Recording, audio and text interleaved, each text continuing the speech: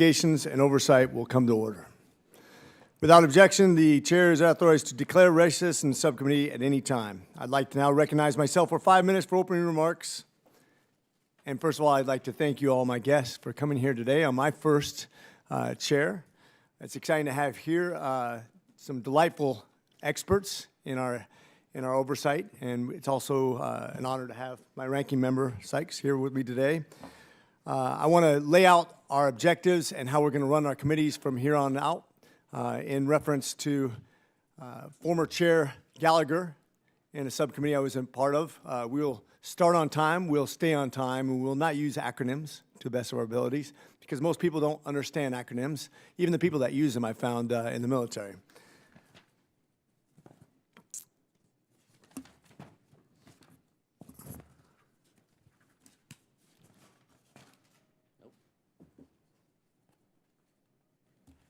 I even practiced this too, so this is great.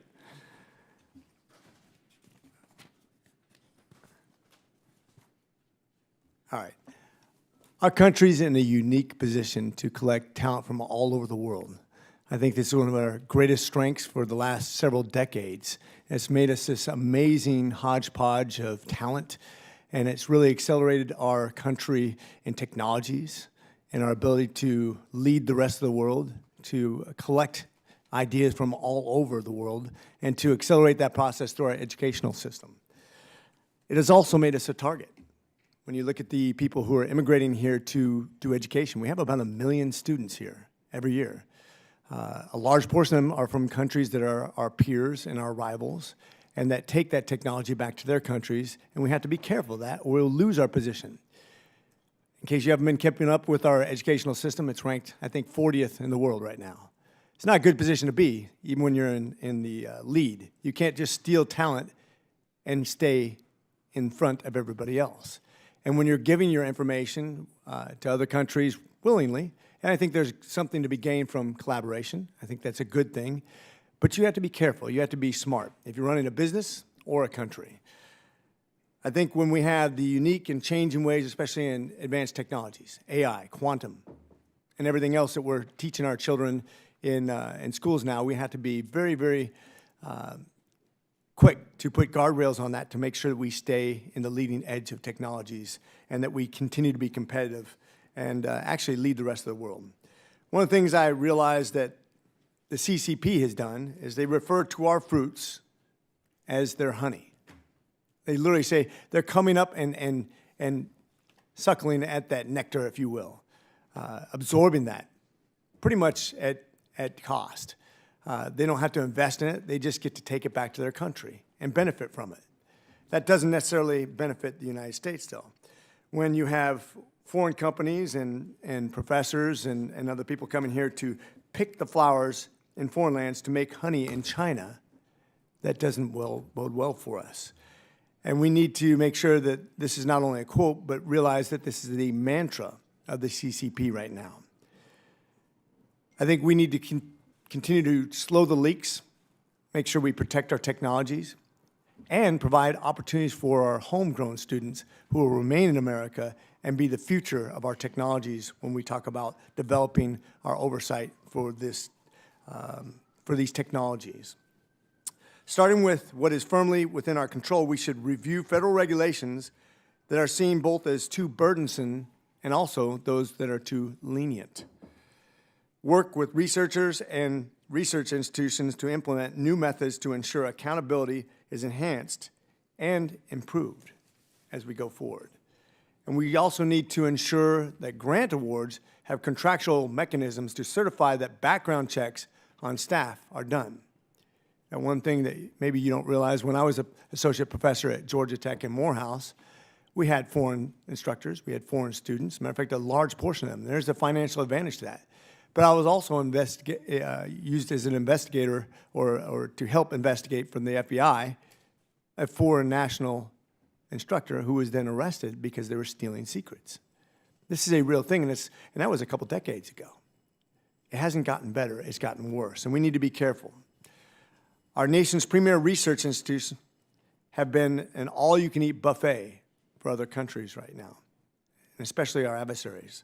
We cannot let this metaphorical buffet continue, or we risk ceding our dominance in innovation and scientific research.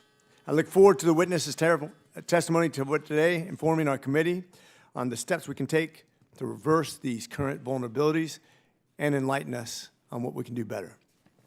With that, I yield to the ranking member. Thank you, Chair McCormick, and congratulations on your chairmanship of this subcommittee. Your practice rounds served you well. I also look forward to working with you and the entire subcommittee for ensuring that we have robust and productive meetings in order to help serve the science community for our country. Before I start my remarks, I do want to take the time to express my condolences for the loss of one of the members of our full committee, Sylvester Turner, who passed away last night. He represented the state of Texas and was formerly the mayor of Houston.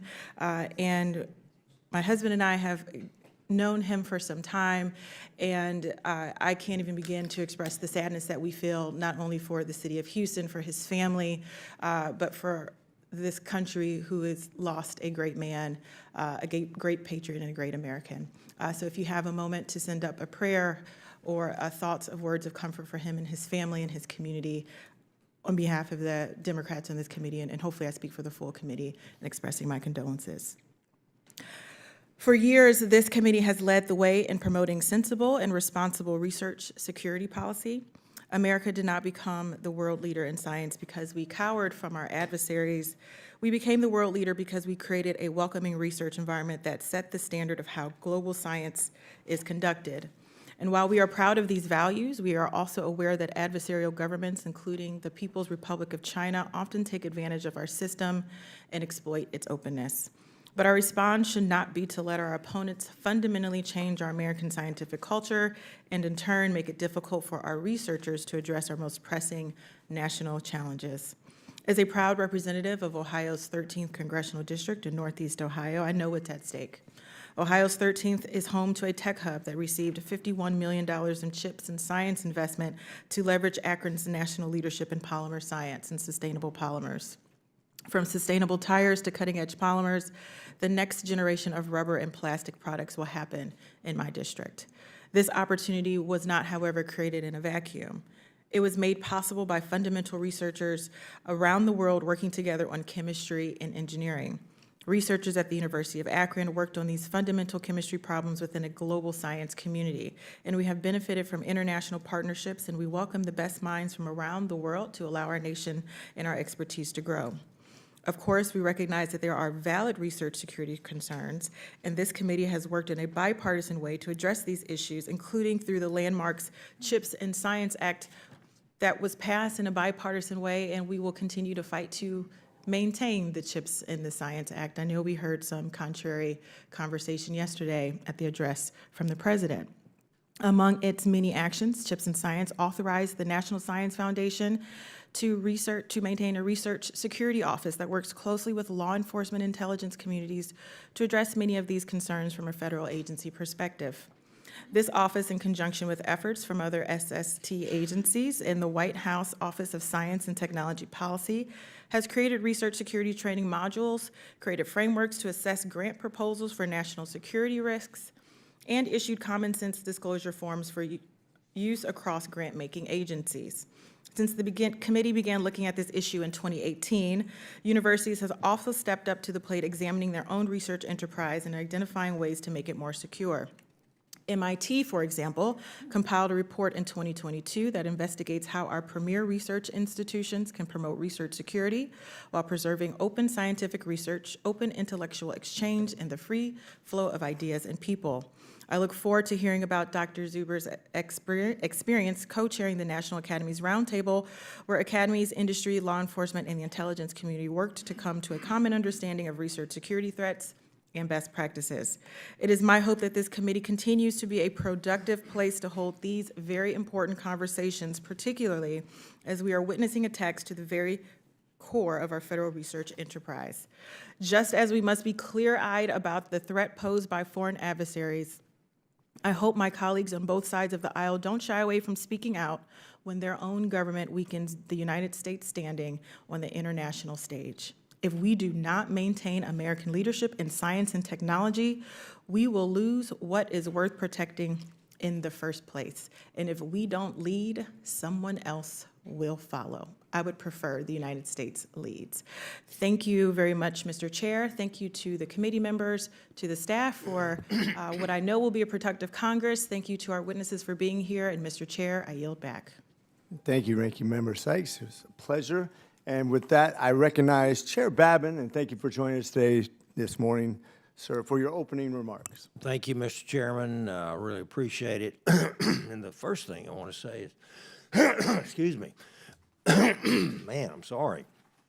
I want to thank Ranking Member Sykes for that news. Very sad. I want to express my condolences at the loss of former mayor and our fellow member of this committee, of Sylvester Turner. I'm absolutely shocked. I knew he'd been having some health problems, but I did not know that we were going to lose him at this early date like this. Just want to say how sorry I am about it. I've worked with him for several years now, and really appreciated his service as mayor of Houston. He was a go-to guy, and he was nice. He was always a gentleman. I just want to say how much I appreciated his service. I'm sorry for his family, and just shocked that we've lost him. Anyway, thank you for telling us about that. I want to thank our witnesses as well for being here and joining us to discuss a very serious, relevant topic, the security threats to our federal research enterprise. America's leadership in science and technology was built on the foundation of federal investment in basic research. These investments have enhanced our national security, strengthened our economy, and improved the lives of our citizens. Our unique research ecosystem, which combines federal, academic, and private R&D efforts, drives America's advancement in science and technology. However, for this system to work, we need a degree of open science that facilitates collaboration and transparency. The challenge is ensuring this openness does not compromise our research security. Although the United States has greatly profited from international scientific collaboration and the contributions of foreign-born scientists, other countries, both friend and foe, are also benefiting from U.S. investments. And while our goal is to ensure that all federally funded scientists adhere to the U.S. principles of scientific fairness and integrity, regardless of race or citizenship status, it is important to recognize that not all nations share these values. As this committee is well aware, the Chinese Communist Party, or CCP, is determined to surpass the U.S. as the global leader in science and technology by 2050. And by any means necessary, including espionage, theft, or forced acquisition. And I think history has borne that out, that they're willing to do whatever it takes. The theft of our basic research poses a significant risk to our global competitiveness, handing our cutting-edge innovations to adversaries and undermining both our economy and our ability to lead in discovery. This is no idle threat, and it creates a serious strategic challenge. The CCP has been explicit about its efforts to steal our research results to further its technological progress. A 2023 survey by the Center for Strategic International Studies found 224 reported instances of Chinese espionage directed at the United States, and more than 1,200 lawsuits were filed by U.S. companies against Chinese entities for intellectual property theft since 2000. In fact, even the Chinese consulate was closed in Houston, Texas, where my district is, from Houston over to Louisiana. It was closed back during the first Trump administration for some of these very reasons. For the instances of espionage where the actor and intent were known, 49% of incidents directly involved Chinese military or government employees. 46% involved cyber espionage. 29% sought to acquire military technology, and 54% targeted commercial technologies. This committee has passed multiple bills to protect American research. Some of this legislation directed the Office of Science and Technology Policy 2, coordinate efforts and standardize requirements across all federal science agencies to provide a strong framework for research security. However, previous administration failed to execute this framework within the directed timeline, missing deadlines by over a year in some cases, and provided little to no coordination and no community engagement. The government needs clear and uniform guidance for our agencies and researchers, and I'm confident that this second Trump administration will continue the good work of its previous term and reopen communication channels. Effective communication between law enforcement agencies and universities is paramount to securing our research enterprise. Universities need to know when researchers are targeted by nefarious actors, and law enforcement should be aware of the participants and conflicts of interest within our academic research ecosystem. This collaboration should also extend to our technology transfer systems. Startups are an important part of our S&T enterprise and present a vulnerability that our global competitors are exploiting. While universities can track licenses derived from on-campus research, they lack transparency about the startup's investors. For instance, a foreign entity could access sensitive research through early investment in a startup before the technology license is even granted, thereby avoiding a review by the Federal Committee on Foreign Investment in the United States, or CFIUS. Clearly, this is a complex task that requires thoughtful consideration, but I believe that we are up to this challenge. I look forward to hearing from our witnesses today and how we can assess and monitor these threats to our scientific research enterprise. And Mr. Chairman, I'd like to yield back. Thank you, Mr. Chair. And right now, I'd like to recognize Representative Lofgren for her opening statement. Thank you, Chairman McCormick and Ranking Member Sykes. I really do hope that research security will remain a bipartisan and productive topic for this committee.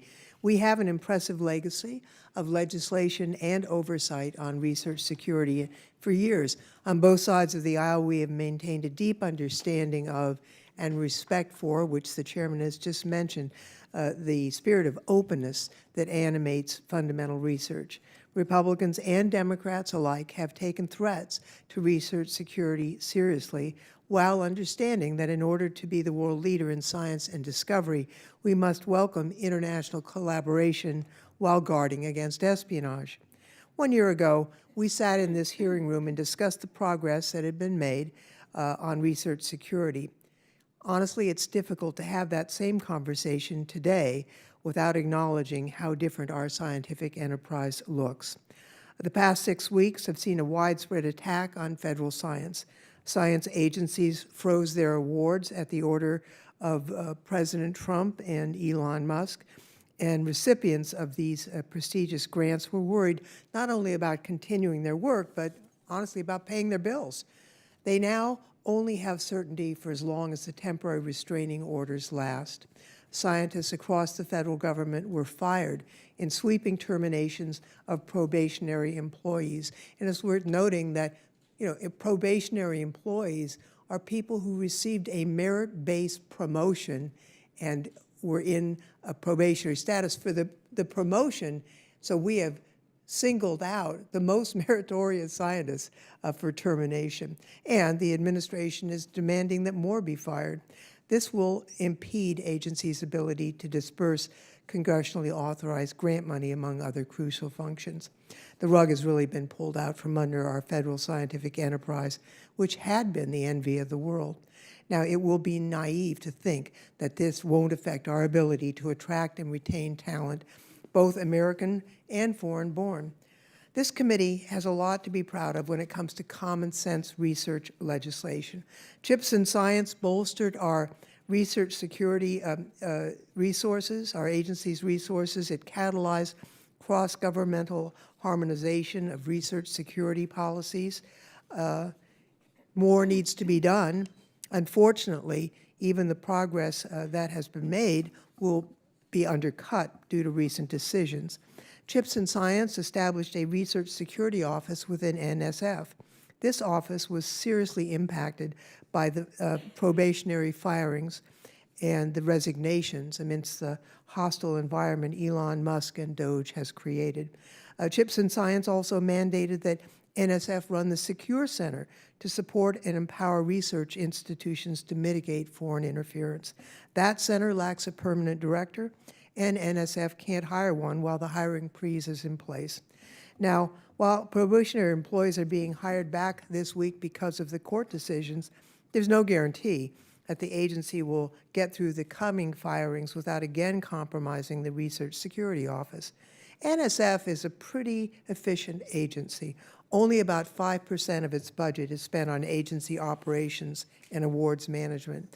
By firing NSF employees and coercing others to resign, this administration harms our ability to distribute grant money to meritorious, cutting-edge research, and it's kneecapping our research security capabilities.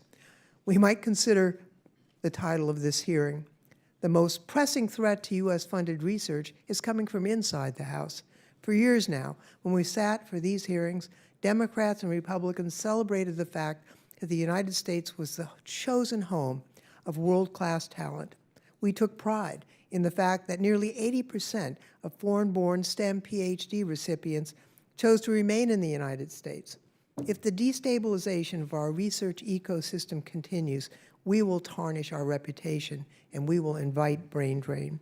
I firmly support the bipartisan work that the Science Committee has done to bolster research security. I hope we can all stand up for that work and insist that existing laws are enforced. And where there are remaining vulnerabilities, I hope we can work together the way we have for years to find common sense solutions that respect the openness of science first articulated at the presidential level by Ronald Reagan in 1985. I fear that unless Republicans and Democrats alike stand against the destruction of our scientific enterprise, we will cede our leadership to China in ways that no research security policies can prevent. With that, Mr. Chairman, I yield back. Thank you, Ranking Member Lofgren. I appreciate your remarks today. With that, Mr. John Sargent, who is not new to the halls of Congress, has only recently retired from Congressional Research Service, where he provided members of Congress and their staffs with research briefings and expert insight on the litany of science and technology issues and policies. In addition to being long-term expert on our niche issues here in SST, Mr. Sargent earned a degree in systems engineering from University of Virginia. With that, I yield for your comments.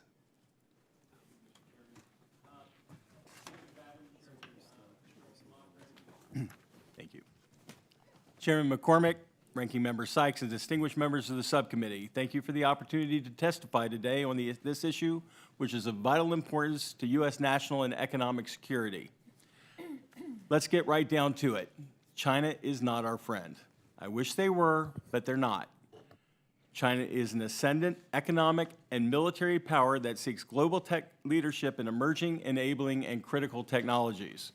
China has also become an aspiring hegemonistic power. China first seeks regional domination in East Asia, and from there, world dominance, economically and militarily. The path to their aspirations depends on technological preeminence. To realize this future, China is doing three things in particular. They are building a world-class military and drawing up battle plans against the United States, Taiwan, and their regional neighbors.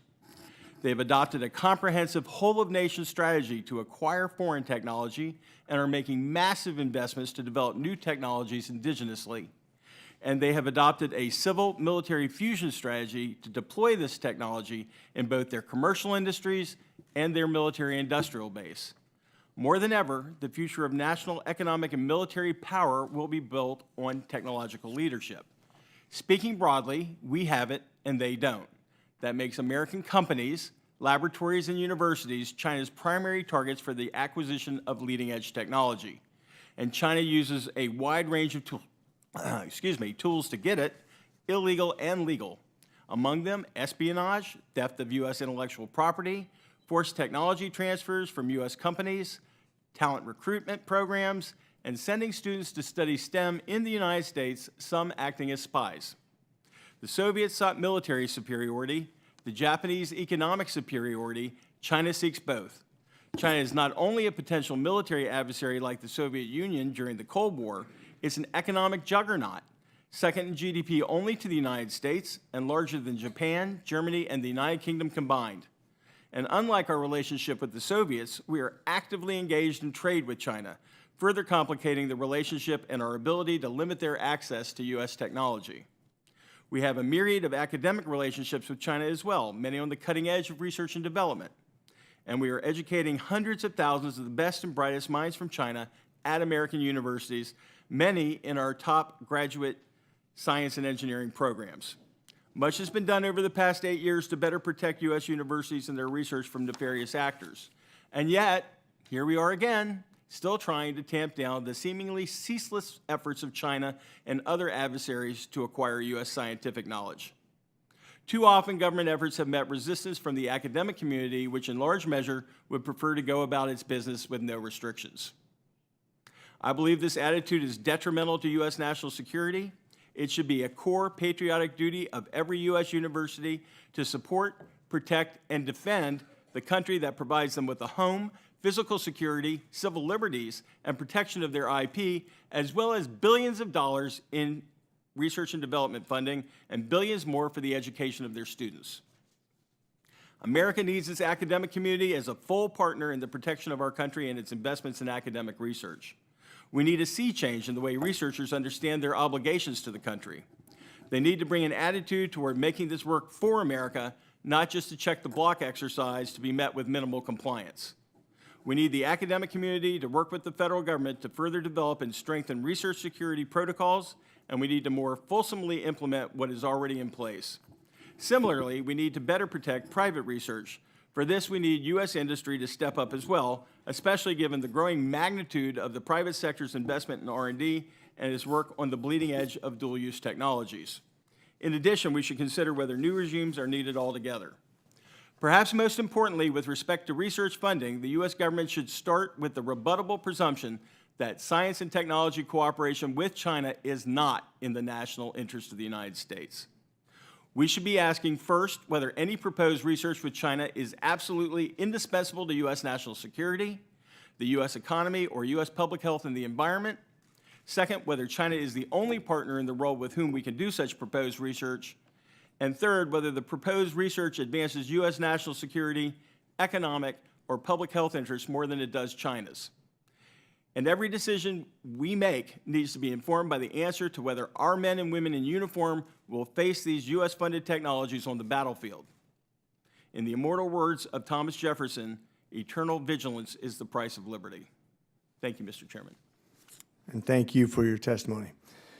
Mr. Jeffrey Stoff is the founder and president at the Center for Research Security, a not-for-profit organization dedicated to the protection of research and innovation from harmful foreign influence and interference. Mr. Stoff previously spent over 18 years in the U.S. government as a China analyst and is recognized as an expert in technology protection issues. Please give your opening statement. Subcommittee Chairman McCormick, Ranking Member Sykes, distinguished committee members, thank you for the opportunity to testify today on this critically important topic. Over the last 15 years, I have focused on China's research ecosystem and its state-driven technology transfer apparatus.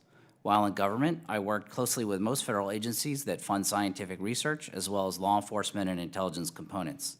That support exposed me to deficiencies and vulnerabilities in both academia and government, which I describe in detail in my written testimony. For several years, starting in 2019, a few colleagues and I exerted considerable effort compiling analyses, briefing government leadership, and proposing programmatic changes to address knowledge gaps and structural impediments to safeguarding innovation security. Unfortunately, most of those efforts fell on deaf ears. My frustrations with continued inaction by agencies charged with protecting federal research investments and our national and economic security drove me to leave federal service in 2021 after 18 years.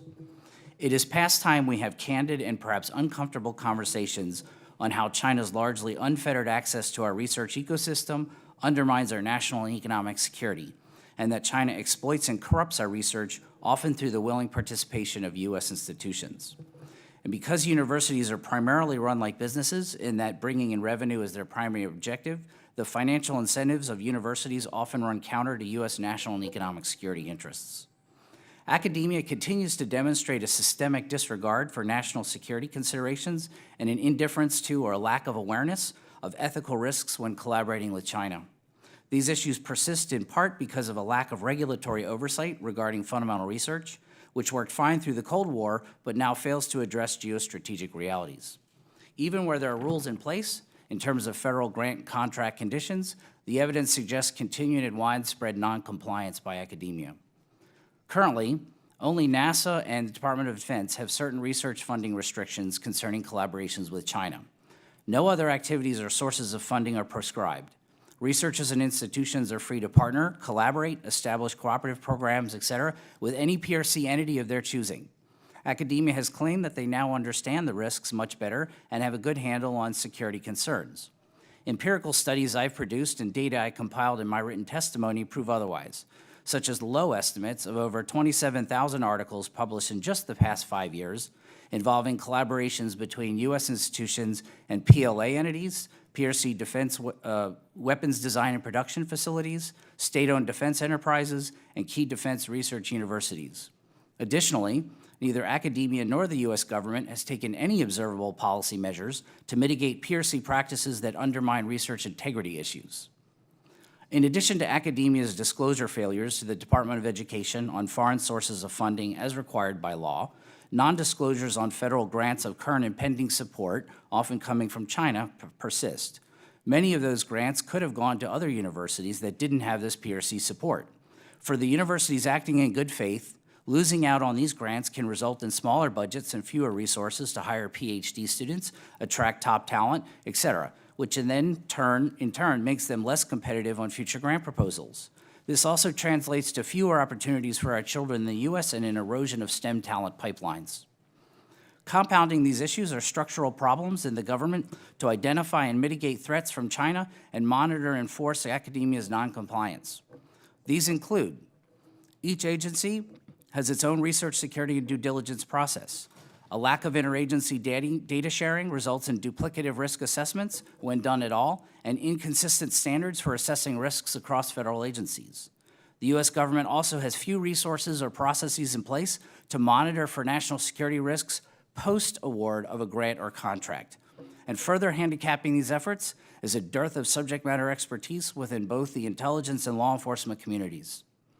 A key recommendation in my testimony is to consolidate government research security functions into a centralized organization that closes persistent knowledge, regulatory, and policy gaps, creates efficiencies and cost savings, builds subject matter expertise through training analysts and investigators, bolsters compliance monitoring and enforcement, serves as a resource to assist universities in conducting risk assessments, disrupts China's unfettered access to federally funded research, and imposes real costs to China when it violates values of integrity and reciprocity.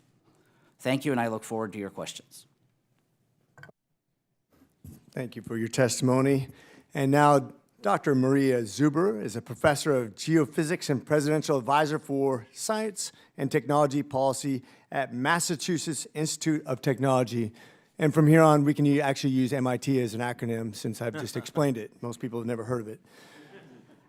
She is a leading university voice on research security and co-chaired the National Academy's National Science, Technology, and Security Roundtable. We welcome your remarks.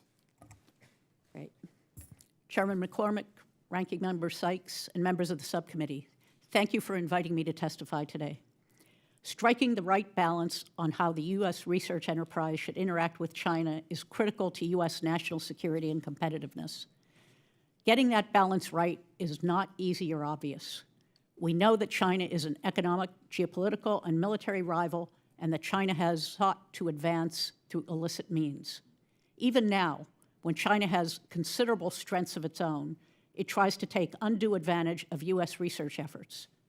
Yet cutting all ties to China would likely hobble the U.S. competitiveness as much as it would harm China. Finding the right balance starts with clearly assessing current practices at U.S. universities. While many universities were slow to appreciate the threat posed by China, that has changed. From what I have seen as co-chair of the congressionally mandated National Academies Roundtable on Science, Technology, and Security, Universities are now largely aware of the legitimate concerns about China, and they have put in place new procedures, still a work in progress, and many coordinate regularly with law enforcement. MIT has been a leader in responding to the changing nature of China. MIT was the first university to cut ties with Huawei more than 6 years ago. We created a special review process for research collaborations with China in 2019 and issued a public report laying out our approach to China in 2022. At MIT, any proposed collaboration with China is reviewed for its potential impact on national security, economic security, and human rights. We do not believe, though, that research collaborations should be cut off entirely. Properly structured engagement can be beneficial to U.S. researchers. Collaboration is also a way to stay abreast of developments in China, which is now a leader in key fields. There are also still some areas, like climate science, food safety, and certain areas of health, where there is much to gain from joint work and little risk. This is all publishable basic research. Research funding from China should, of course, be disclosed. Congress has usefully clarified and tightened disclosure requirements in recent years, and National Security Presidential Memorandum 33, with input from both the Trump and the Biden administrations, and from me, by the way, provides an effective framework for disclosing foreign collaborations. Perhaps above all else, it has been a critical competitive advantage to the U.S. that we are able to attract the top scientific talent from around the world, including from China. The vast majority of Chinese PhD students, more than 80%, remain in the U.S. after getting their degrees, and more likely would if our policies were more supportive. Students pose a relatively low security risk since they work in an environment where research is published. Visa applicants should be more rigorously vetted, but I am not aware of evidence that students are extensively involved in illicit activities. If such information exists, I'd love to see it. In my written testimony, I go into some detail on existing policies to protect U.S. technology, where they could be shored up, and where they should be left alone. But I'd like to close here with a broader point. Protective policies are needed, but they're not enough. We have to strengthen our own research enterprise. One need look no farther than the recent announcement by the Chinese AI firm DeepSeek to know that restrictions may buy us some time, but they will not prevent Chinese technological advancement. We must win this race by running faster, not just by trying to trip up the competition. We must continue to ensure that the U.S. is a magnet for the world's top talent by investing in U.S. science and technology and by offering reliable funding for competitively awarded research projects. That means taking steps like funding the National Science Foundation as envisioned in the CHIPS and Science Act that this committee helped draft on a bipartisan basis. Instead, we seem to be fighting about how much to slash its budget and personnel, including personnel hired to bolster research security. We shouldn't be naive about China, but that includes not denying its strengths. We're not going to compete successfully just by building a moat around the U.S. We'd better be sure that everything we need from others, especially talent, can get across that moat, and we'd better be sure that nothing inside our moat is deteriorating. Thank you, and I look forward to answering your questions. Thank you to my witnesses for your opening remarks, and now I will recognize Representative Harrigan from North Carolina. Welcome to our committee, and I look forward to your questions. Thanks, Mr. Chairman, and thank you to all of our witnesses for your testimony today. I wanted to talk about Chinese espionage in science and academia from the CSIS report and give you a couple examples here that will frame my question. In January of 2020, a Harvard University professor and two Chinese nationals, Yangqing Yi and Zhaozhang Zheng, were indicted for attempted theft of biological research. Dr. Lieber was a participant in the 1,000 Talents Plan while actively accepting National Institutes of Health and Department of Defense funding. Yi, a lieutenant of the PLA, compiled information on U.S. military projects for the CCP. Zheng committed the theft of 21 biological research vials to promote Chinese projects. In July of 2020, Sa Tiangyang, a University of Arkansas professor, was indicted for wire fraud for his acceptance of U.S. contracting funds related to NASA and the Air Force while being simultaneously employed by Chinese entities. In August of 2020, Zhengdong Cheng, a professor at Texas A&M, was charged with wire fraud for concealing his affiliation with Chinese universities and enterprises while accepting a NASA grant. His position allowed him access to sensitive NASA projects. He was also a participant of the 1,000 Talents Plan.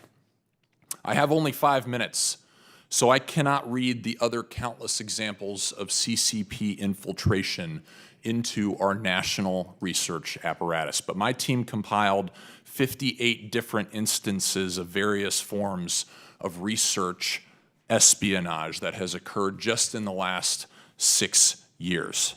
So after reading this report and after listening to your testimony today, it is incredibly troubling, and I simply want to know one thing. Why do we still have any Chinese nationals inside of our research institutions, especially within institutions that participate in research that is critical to our national interests and our national security? Mr. Sargent. I have no idea. I have no idea. I don't think it makes any sense at all. I think we need to be far more secure in who we allow into this country and who we allow to conduct research, especially on U.S. taxpayer-funded dollars. And I think it's very dangerous for us not to carefully vet all of the people that are coming to the United States to study to make sure that they, in fact, are not linked to PLA institutions or universities. And one thing we know for sure is that not only is China after our technology, they are constantly adapting and adopting new strategies to acquire it. So we can't think we have now, after 4 years of efforts, reached the pinnacle of security and put everything in place we need to do, because the Chinese are going to adapt to it, and they're going to find ways around it. So we need to, as I say, eternal vigilance is the price of liberty, and we've got to continue to remain vigilant. And again, going back to the answer to your question, I don't think they should be. Thank you. Mr. Stoff. Obviously, I think this is a very complex issue. I think that definitely, and I agree with Mr. Sargent, that at least within critical technology fields, within STEM fields, a far more rigorous process, and I talk about this in my testimony, that needs to be done that requires the kind of vetting and due diligence and assessments that have. There may be other areas, like from my perspective, any of the humanities and social sciences and other things, that's not a concern to me. The Chinese should come here and learn how our democratic governance systems work, our legal structures, things like that. So I think a complete and total ban isn't necessarily meet the objectives that you're seeking. But I also want to point out something that I think is not really well understood, and that is the examples that you're describing relate primarily to these constructs of economic espionage, and intellectual property theft. And most of the problems and the threats that's occurring on campus are none of those things. They're not illicit. And the scale and scope of the other ways in which they're acquiring technology and know-how is often not espionage, and that is completely underrepresented, not understood in the scale and the scope, and we need to be more vigilant about that. I have very limited time, so Dr. Zuber, I don't know that we're going to get to you, but I think we've got to keep in mind here, we've got access and we have placement with all of these individuals, and the CCP will exert leverage. That is a problem for our country. We need to deal with this, and we need to deal with it swiftly in our research institutions. Mr. Chairman, I yield back. The gentleman's time has expired. With that, I recognize Ranking Member Sykes for her questions. Thank you. Dr. Zuber, I am extremely concerned that the weakening of our scientific enterprise will lead to self-inflicted research security catastrophes.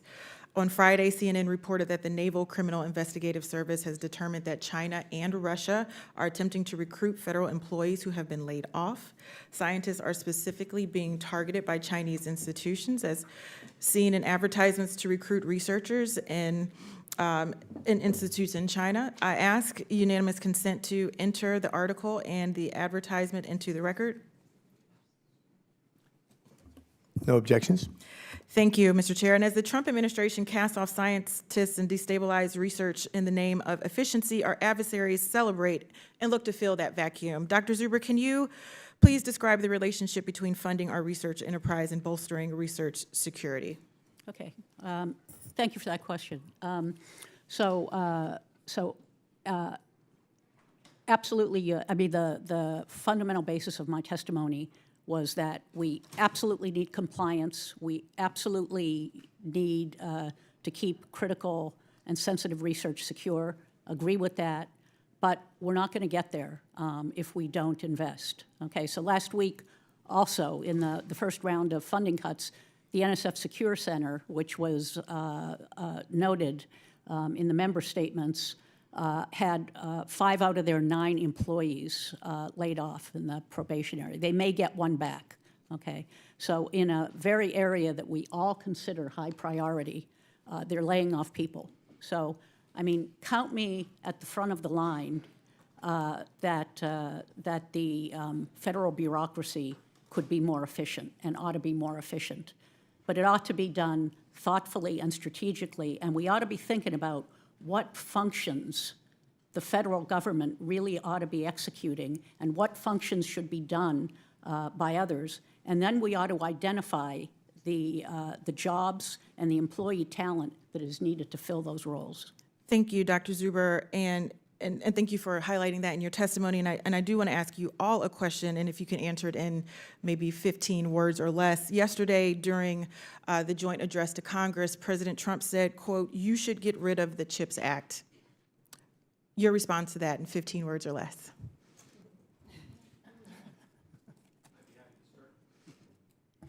I would be happy to start. So I covered CHIPS Act for the Congressional Research Service. You're getting a little bit beyond your 15 words. We don't have the time. I think we need to be very judicious in what we choose to accept and reject in the CHIPS Act. Thank you. Mr. Stoff. I think it needs to be continued, and it's really important for our innovation and security. Thank you, Dr. Zuber. It needs to be continued, and there's $13 billion of it of R&D investment, and we have to train a new generation of chip makers in this country. Thank you very much. We have heard rumors that DOGE has arrived at the National Science Foundation. This is extremely worrying under the guise of making government more efficient. I think we all have the idea to make government efficient and to curb waste, but as we've identified, some of this has been more of a wrecking ball rather than a scalpel. When it comes to research security, that means that any information shared between federal science agencies and universities could be ripe for by hacking by our adversaries, including China and Russia. Would you have concerns if the information at MIT, Dr. Zuber, has transmitted to NSF or transferred to non-secure data servers? And what is the risk of research security-related information being accessed by unvetted DOGE representatives and potentially foreign adversaries? Okay, well, what I will tell you is that at MIT, we don't do any classified research on campus. When technology gets to the point where it gets complex and concerning for either economic or national security, we send it to a classified area. So nothing on campus is classified. However, it is intellectual property, and if it were to get out, it would compromise the IP of the creators, and it could potentially give somebody maybe a 6-month to a year head start on something, but ultimately everything we do on campus is unclassified, so it's going to get out there eventually. And Mr. Sargent, if you can do it in 10 seconds, not my rule, but the committee's, do you have any concern about keeping this data private? Of course I do. Thank you, Mr. Chair. I yield back. Thank you for cooperating with me. And obviously, 5 minutes is not much time. We'll do a second round of questioning if anybody's interested to stay on. It'll be rapid, but I just want to make sure that she's being great, respectful. Thank you, Ranking Member, for staying in your time limit. But we'll have a second round for people who want to ask additional questions. With that, I recognize Chairman Babin for his questions. Thank you, Mr. Chairman. I appreciate it. Mr. Stoff, why is it important for agencies to share information regarding research security threats to each other? Is there a better system that the federal government could adopt to analyze research security threats? Thank you for the question, Mr. Chairman. Yes to all. It is essential both from a compliance, monitoring, enforcement, investigative function to have interagency share in ways that they're not really doing very much now because of different sharing rules, authorities, what have you. And this is a particular problem with academic research because a lot of the issues in the compliance or threats that are coming are often involving more than one federal funding agency. You know, there are a lot of scientists that get money from NSF, but also Department of Defense or NIH or others. Right. And so it is really, really important that there has to be a much more centralized sort of structure where these can work in a more efficient way where data is shared. Similarly, I think the U.S. government needs to do a much better job at sharing not necessarily specific details, but the trends and patterns of behavior when they investigate a lot of these activities. And they, in my opinion, has not done a very good job, particularly law enforcement, explaining to academia, hey, there are all these things that are happening or behaviors, not all of which is illicit, but compromises the integrity, the value system, the honesty that you depend on to conduct research and in a trusted fashion. And we see that, and I've seen that when I worked in government. I supported a lot of these investigations. Many of them never become an actual public record or an indictment or what have you. And so there's all this information that's not being adequately shared. So you need to have both. And having a centralized structure, in my written testimony, I talk about basically building a national center. A crude analogy would be an NCTC. Okay, thank you very much. And Mr. Sargent, under the first Trump administration, OSTP established an interagency working group on research security under the Joint Committee on Research Environments. Under the Biden administration, this effort was discontinued. Could you describe the purpose and the role of the J-Corps Subcommittee on Research Security to coordinate activities for identifying and addressing threats to our academic research enterprise? Honestly, that's not an area of my expertise.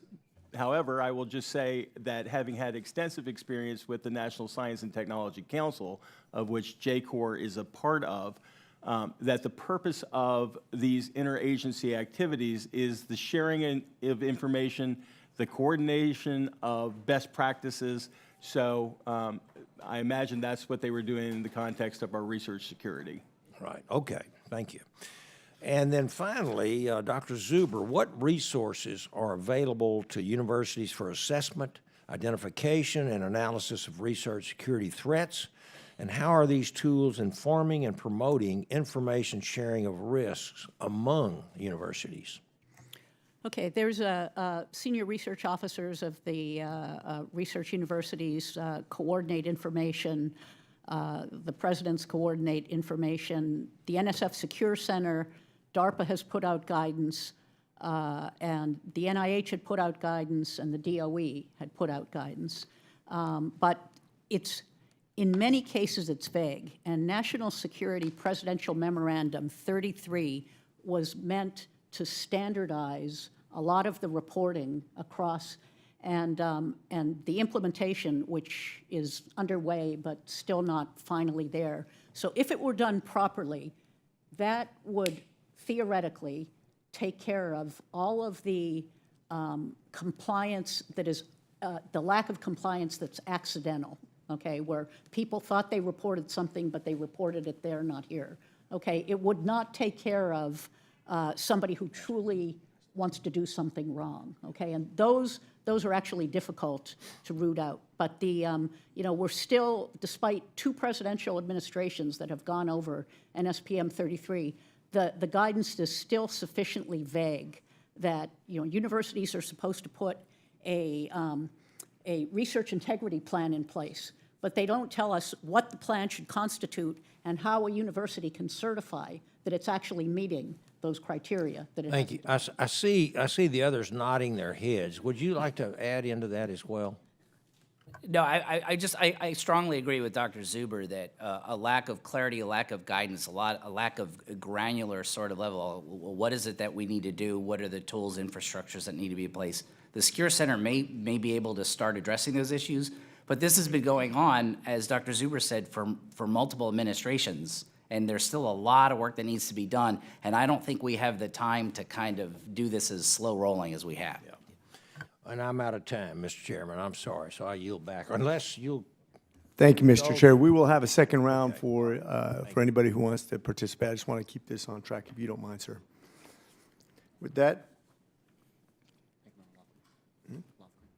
we recognize Ranking Member Lofgren for questions. Thank you, Mr. Chairman, and I see a lot of agreement among our witnesses. We do need clear standards, we need clarity, we need adherence, we need to protect our country. I think there's bipartisan agreement on those things, but as Ranking Member Sykes mentioned in her statement, there is an unconfirmed report that DOGE has arrived at NSF. Now, reportedly, one of the Musk hackers setting up shop at headquarters is Edward Korestein. Korestein is better known in his various online communities by the moniker Big Balls. Now, this 19-year-old is allegedly gaining access to NSF data systems. I'll try and be brief when I go through the laundry list of reasons why I believe this teenager is unfit to serve in government. I am advised that Mr. Big Balls started a company called Tesla.sexy LLC, a site that allowed users to share images confidentially. The URLs created redirected to images hosted on his website and apparently included references to the sale of child sexual abuse material, among other really horrible topics. It's reported that in 2022, he was fired from an internship after leaking confidential business information to competitors. He bragged about this online, boasting that he had access to every single machine. It's reported that he also participated in chat rooms with U.S. law enforcement that have monitored his cyber crimes, investigating cyber crimes. And now, apparently, he has access to government data systems, most recently, allegedly, NSF. NSF hosts personally identifiable information of employees, principal investigators, confidential business information, trade secrets when relevant to project proposals, and controlled unclassified information related to law enforcement sensitive information. Dr. Zuber, you have plenty of 19-year-olds working at MIT labs. If an MIT student admitted to stealing data from a lab in order to share it with people not authorized to access it, do you have disciplinary procedures that would prevent that student from ever accessing sensitive information again? Well, if, so all this is alleged. Correct. I can't vouch for it, but we do have disciplinary procedures. It's actually potentially a research integrity violation, and we have, there are very clear rules for how to deal with research integrity, and when there is a finding, there are consequences. Let me just say as a hypothetical, because these have been reported, obviously we haven't done an independent investigation, but if someone with the alleged background that I've just outlined had access to sensitive information at U.S. research agencies, would that be a cause for concern?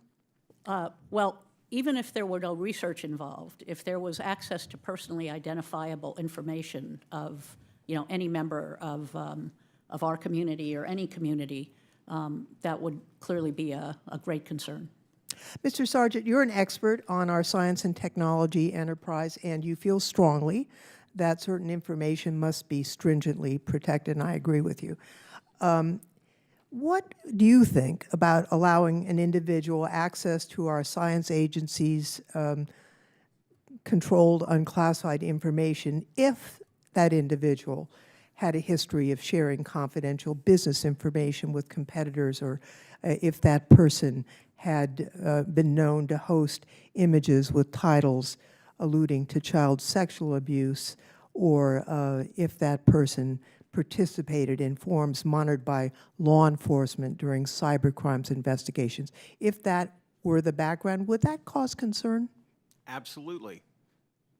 Well, I would just like to say, Mr. Chairman, that while we are of one mind that we must protect ourselves from threats from those abroad, we ought to be alert to the threat that is being posed by this army of teenage and 20-something hackers that have invaded our government, that are accessing our private information and including our science information, including individuals such as Mr. Big Balls, who is now apparently rooting through the NSF database. And with that, Mr. Chairman, I yield back.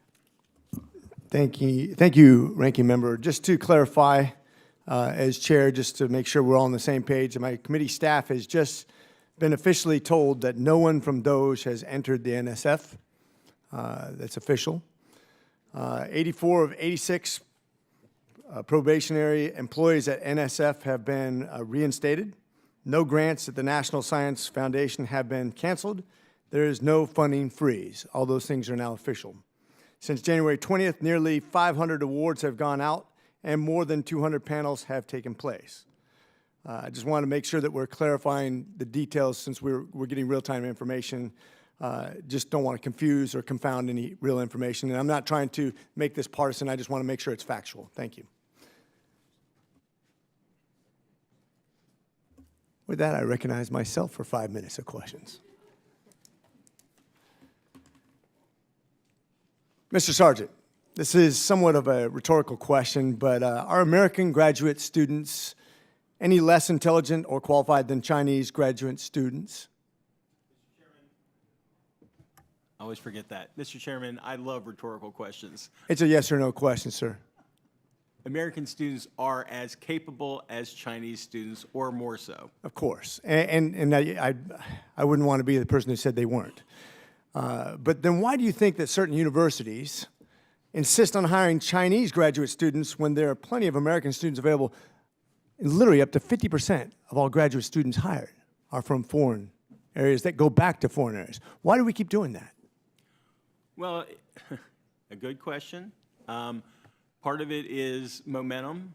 A good deal of universities' prestige is the ability to attract the best international students, and it allows for these connections and relationships to be made back to the home countries of these students. And so by continuing to recruit them and allowing them to, be a part of our university education system, they develop these relationships. And these relationships go on long beyond the time that those students are there, because those students then matriculate out and they go into other positions in academia, they go into industry, and those ties allow that university to benefit from that relationship. So there's probably a financial incentive of some sort, because otherwise it doesn't really make sense. Right? A lot of that talent goes back to their foreign national lands. And then a lot of talent goes out into the community, but they're not really citizens unless they so go down that path. It's almost always follow the money. Very good.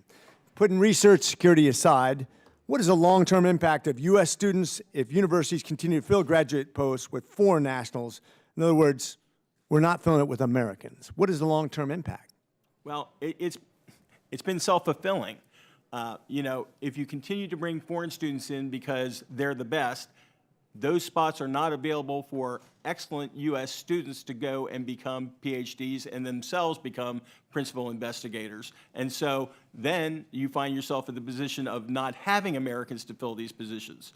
And so it's a self-fulfilling behavior. And I just want to highlight this. In a university system that's ranked not even in the top 30 in the world, the United States, which puts more money into education than any other country by far, and yet we're spending half of the research dollar, half of the money that we spend to develop instructors goes to foreign nationals here in the United States. We are basically cutting off the head of our future teachers, researchers, innovators, and we're going to fall further behind if we're not even in the top 30.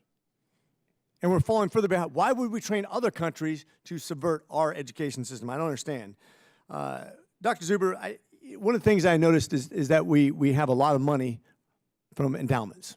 Even MIT does. I don't know why, but they happen to have a lot of pride in their university.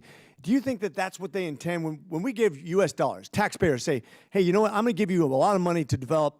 I think U.S. students is what most people think. When U.S. citizens give money to an endowment, they want to see a university develop U.S. talent. And we give money to see U.S. talent develop. Why are we bringing in so many people from other countries when literally up to 50% of the people? Why do you think that is? Yeah, Mr. Chairman, thank you for that question. So MIT is 97% STEM students, okay? And we accept all the top U.S. students that apply. And let me tell you, when we have a FIRST robotics competition for middle school students in the United States, we fill up high school gyms. When the Chinese hold FIRST robotic competitions, they fill up stadiums, okay? So it's a question of students going into STEM, okay? Then, interesting question, or interesting statistic, U.S. students who graduate, okay, with STEM fields, only a third of them go into STEM careers. So they're I would make the case that part of that is because of the way we influence our students to begin with. If you look at even the way that TikTok was used here in America, a Chinese-controlled TikTok, by the way, they want to develop influencers in America instead of scientists, whereas it's used in China on a limited basis to develop people to get into science. This is a systemic problem in the education system. And we are in a competition with these folks that we're literally educating and bringing in talent, but we're then divesting from that in the way that we're giving up that talent. And I think it's a very dangerous precedent. I'm going to go ahead and yield because I'm out of time, and I want to stay on and not be a hypocrite. With that,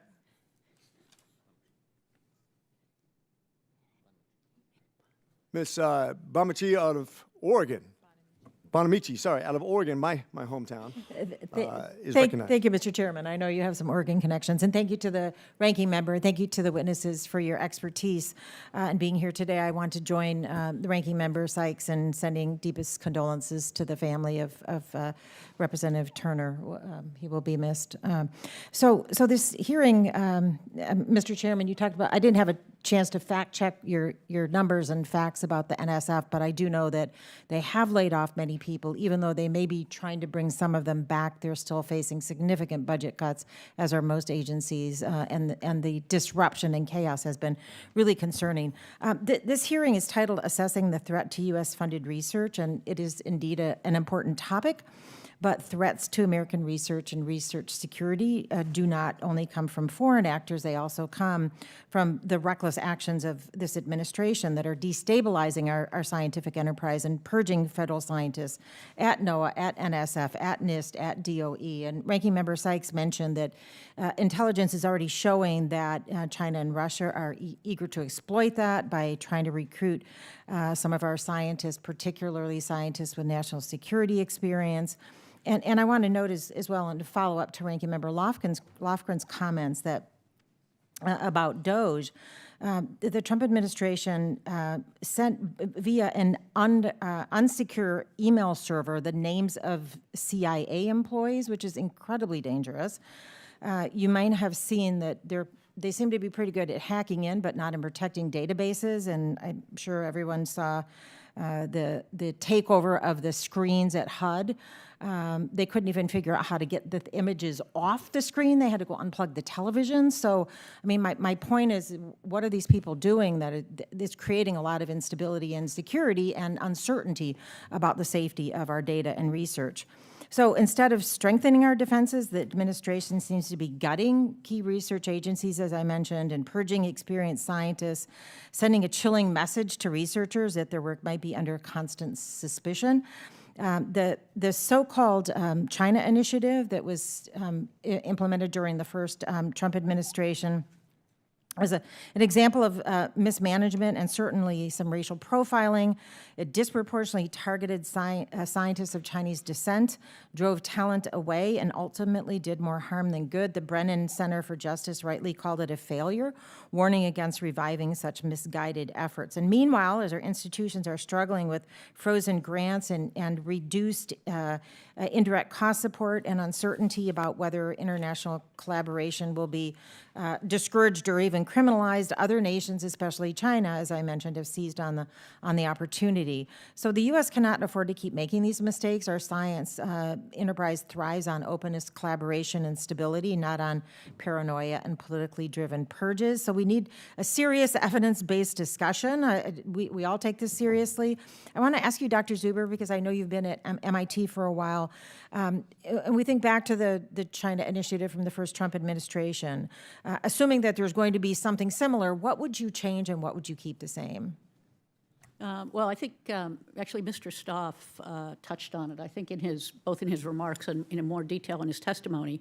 But the China initiative initially focused on espionage, and they started with industry, and then they moved to universities, and there was very, very little espionage in universities. The kinds of indiscretions within universities are transmission of information that will be published anyway, but it doesn't rise to the level of espionage. And so these should be adjudicated by agencies. And you talk about the balance that's if needed. you're caught, you lose funding for 5 years, and that will take care of that problem.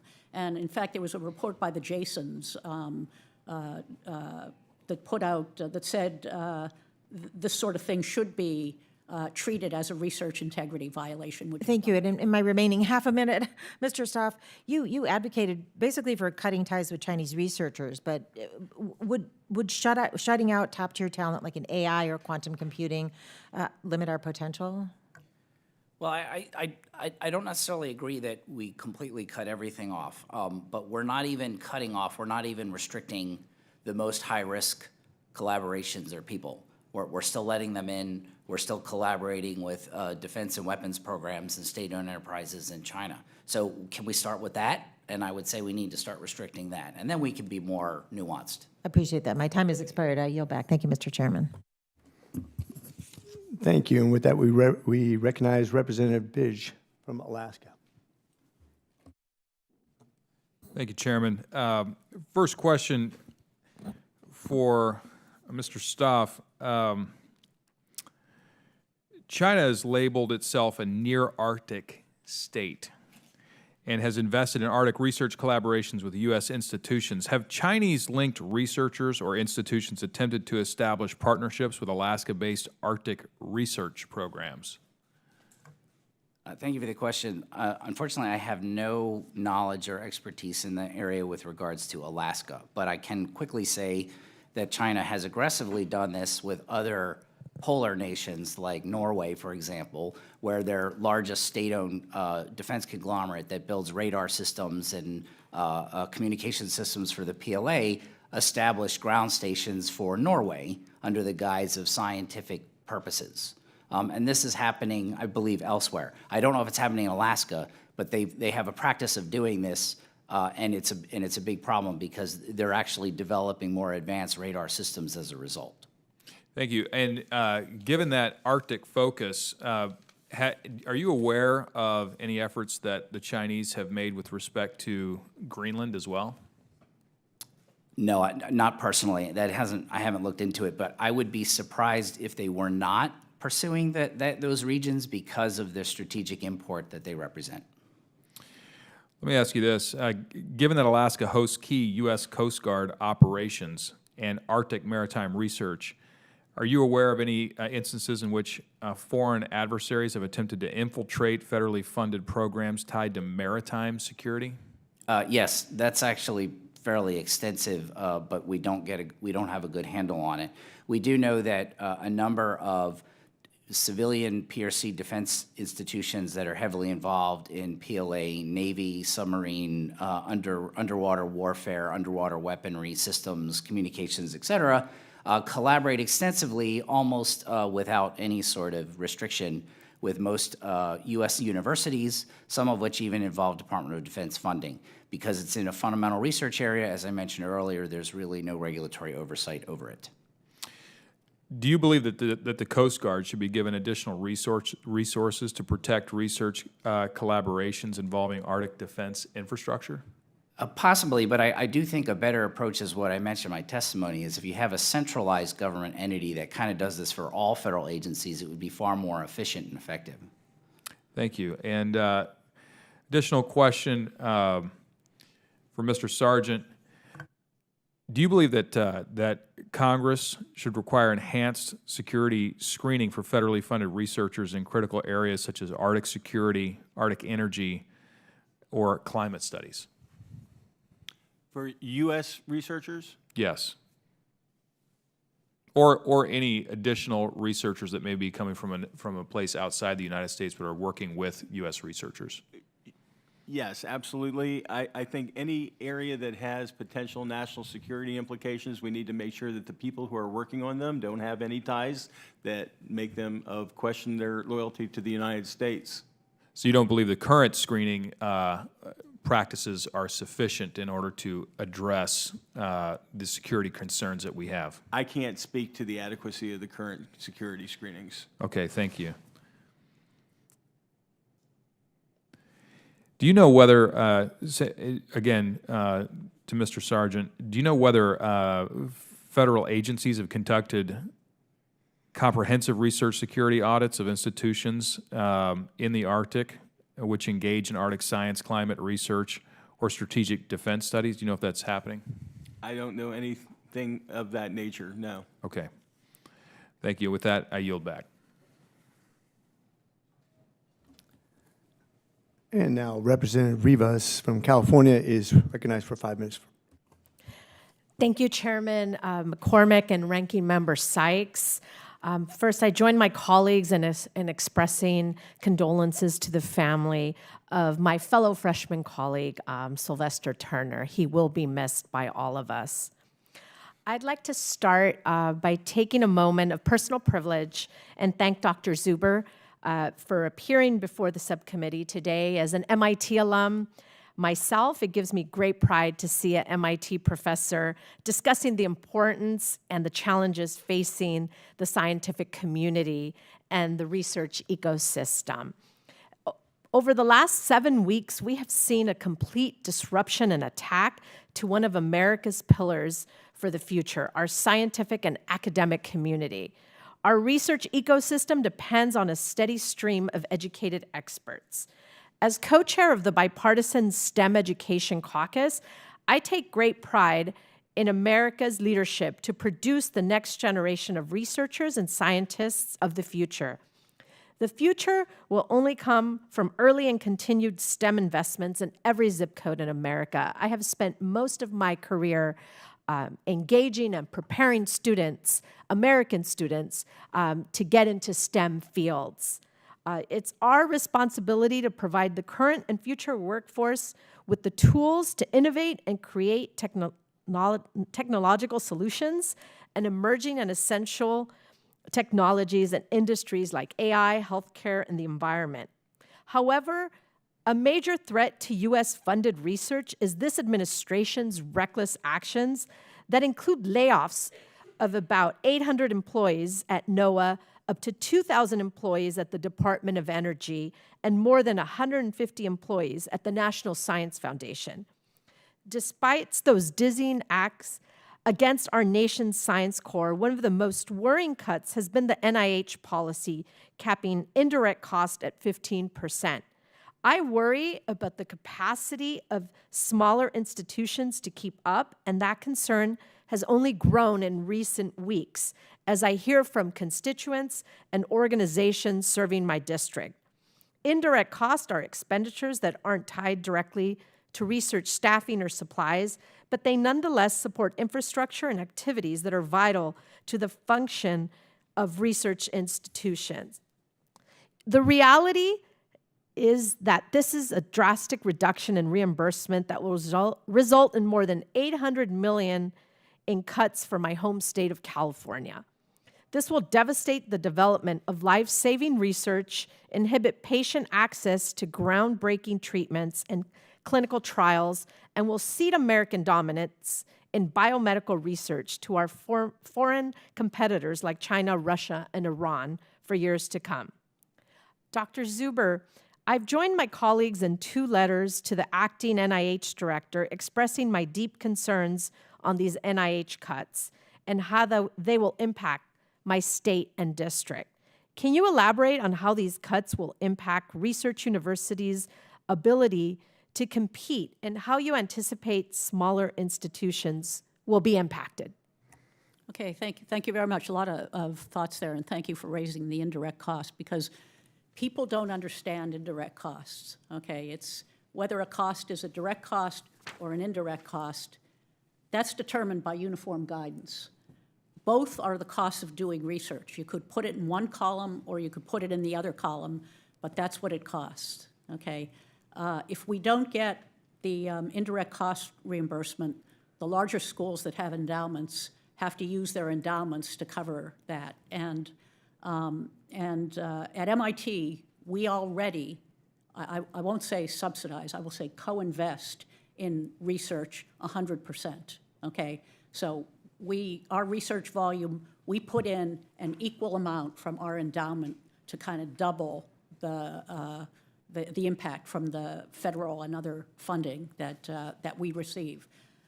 Schools with either smaller schools or R1 research institutions with small endowments, especially those with medical centers, don't have any funds to draw on, okay? So we would do less research, okay? So less impact in the world, and MIT grads have started, as you know, tens of thousands of companies, okay? But for schools without endowments and have medical schools, they're going to be out of business, okay? And these are economic drivers in their areas and important educational institutions producing the workforce for tomorrow. So the impacts are potentially huge. Thank you. With that, I yield back. Thank you. And next we will recognize Representative McLean Delaney from Maryland for 5 minutes.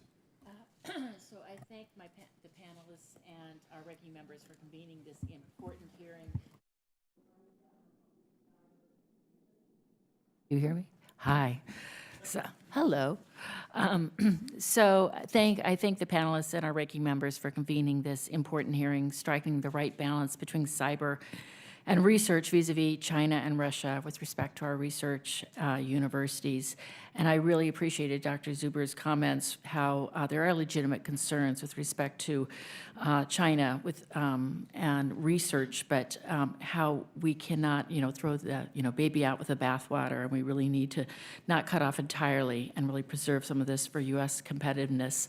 I represent the 6th District of Maryland, and in my district is NIST, parts of NIH, the National Institute of Cancer, Fort Detrick, which deals with some of our pathogens, our fire academy, and our nearby, my next door is NOAA, of course. So research and innovation through these incredible agencies, and the hiring freezes by Rep. Bonamici is really important that we continue to understand how these freezes and cuts will really undercut both our cybersecurity and other institutions. But building on some of the 2 questions I have, because I have only limited time, in terms of under-resourced universities and building on Rep. Rivas's questions concerning indirect costs, I asked the panel, but Dr. Zuber first, do indirect costs contribute to universities' compliance with laws, including those related to research security? And do you believe that universities should be able to classify research security support as a direct cost, so to ensure the protection of sensitive research and data? Okay, so I don't know all the details, but I could tell you that indirect costs, part of it is facilities, the larger part of it is facilities and taking care of the buildings that you wouldn't have unless you were doing research in them, okay? And then the other part is administrative costs. And those administrative costs, you know, the compliance has been going through the roof for years and years and years. And it, you know, more rules come in and no rules ever seem to go away. And so you need staff to be able to handle that. The recent focus on research security has caused a big increase. We've had to hire a lot more people to do compliance, and most universities in the indirect cost system are already maxed out in the administrative part. So, so obviously, if you could, you know, doesn't matter to me if they're direct costed or indirect costed, but all this has got to be paid for. Well, our research institutions are our nation's jewels and why we are where we are in America. And so just making sure that we are able to protect that information and those collaborations. I want to move on to cybersecurity. I worked at the Biden administration as Deputy Assistant Secretary at NTIA and actually worked on a lot of cyber national security issues vis-a-vis some of even Huawei and 5G and AI. But just this week, following orders from our Defense Secretary, DoD's U.S. Cyber Command suspended operations and planning for offensive cyber operations against Russia. And we're weakening our cybersecurity posture with Russia will hurt our national security and make us more vulnerable. Research conversations have largely revolved around a threat posed by China, but we cannot forget Russia as a serious threat. I guess I ask all of you, well, Dr. Sargent, what potential is there for harm if the Trump administration continues to weaken our offensive cyber operations against foreign adversaries? And to the panel, can the federal government play a role in bolstering the cybersecurity defenses of our universities against threats from foreign adversaries? Thank you for the question. First of all, let me correct you on one thing. I have not earned my PhD. I am just a mainstream engineer, systems engineer from the University of Virginia. But, and by the way, let me say, with NIST in your district, I am a massive fan of NIST. I think they're an outstanding institution with great civil servant employees who do a fantastic job in a wide range of areas. With respect to cybersecurity, I don't think you can begin to overstate its importance. And the risk that we face from both China and Russia to every system in the United States, including our water systems, our power systems, our transportation systems, all of them are at risk. And China is, I'm told, I don't have any inside information, but I am told and I have read that they are dropping all kinds of malware in our systems so that if we find ourselves in conflict with them, they can flip a switch and cause a lot of internal damage in the United States. So I don't think you can overestimate the importance of cybersecurity. Thank you. Any other comments, if I have time? The member's time has expired, but thank you very much. And with that, I'm going to go ahead and give closing remarks. First of all, thank you all for being here today. It's an honor. I know it's at your own expense, and I know that sometimes it's thankless, but we want to thank you for being here today. I thank Ranking Member Sykes for being here and being a joy to work with. I wanted to address a couple things that were brought up during the hearing. Obviously, we talked about NSF funding and also staffing. We understand that DOGE is going to make some mistakes along the way. I get it. They're being very aggressive, and they've admitted that they're going to make mistakes.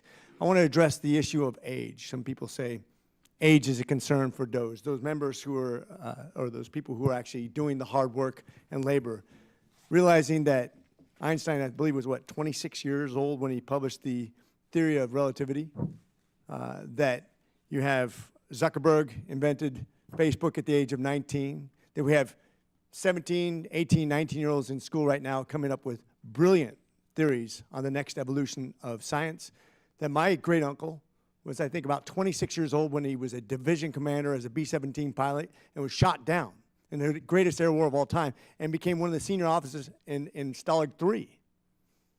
Age is not really the consideration when we talk about people who are going to create and sacrifice in this next generation. Matter of fact, we should be asking people to step in earlier. Matter of fact, coddling our kids certainly doesn't help them do what we need them to do for this next generation of competition.